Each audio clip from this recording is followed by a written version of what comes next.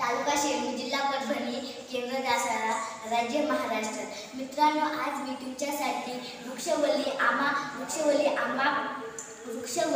सोयरे वनचरे या विषयाबाबत मी तुम्हाला माहिती सांगणार आहे। मला खात्री आहे की ही माहिती तुम्हाला नक्कीच आवडेल। वृक्षवल्ली आम्हा सोयरे वनचरे, पक्षी ही सुस्वरे आळविती येणे सुखदुचे एकाताचा वास, नाही गुणदोष अंगी येत, नाही गुणदोष अंगी। वृक्षवल्ली आम्हा सोयरे वनचरे हे संसारात असूनही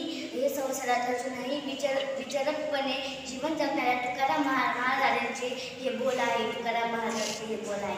आपल्यासारख्या चालत्या बोलत्या माणसापेक्षा गावाबाहेरील जंगलातील वृक्षवेली त्यांना आपल्याशा वाटतात। मानवी जीवनातील क्रोध, लोभ, मद, मोह अशा वितर्कापासून दूर असणारी वृक्षवेली त्यांना खूप जास्त आवडतात। कारण त्यांच्या सहवासातच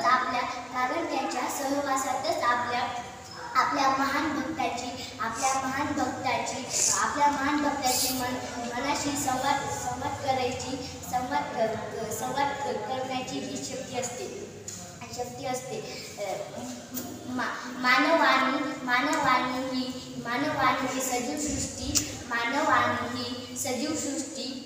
मानवानी ही सजीव सृष्टी एकाच विधात्याची अपत्य आहे।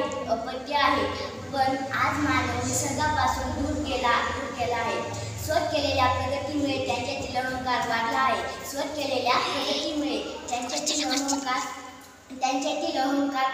वाढला आहे।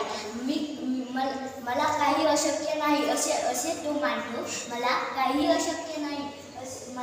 अशक्य नाही असे तो मानतो।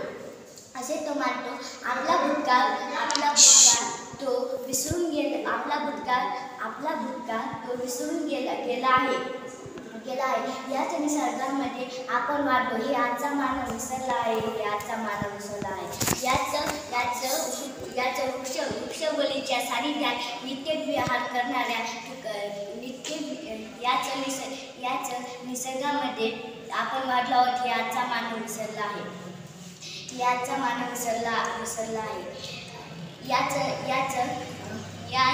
याच वृक्षवल्लीच्या सानिध्यात नित्यविहार करणाऱ्या आपल्या ऋषीमुनींनी हे वेग रचले। भारतीय संस्कृतीत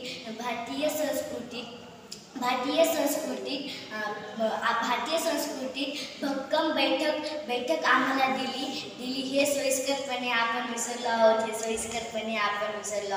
प्रगतीचा काय चढलेल्या माणसाने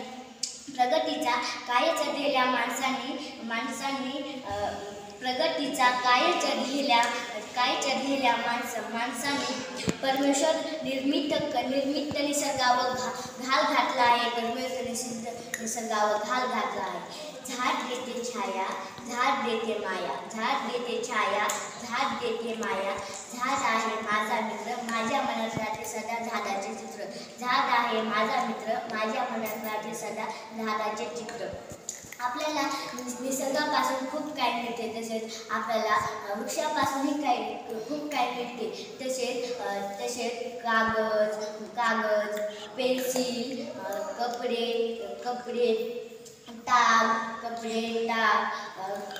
ताग तसेच काही मिळते।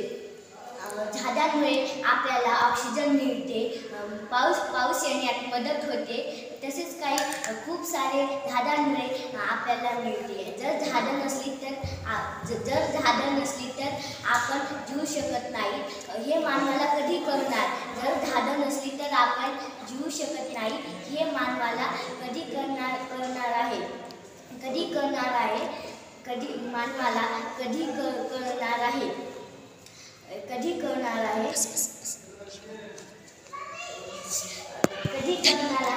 जाता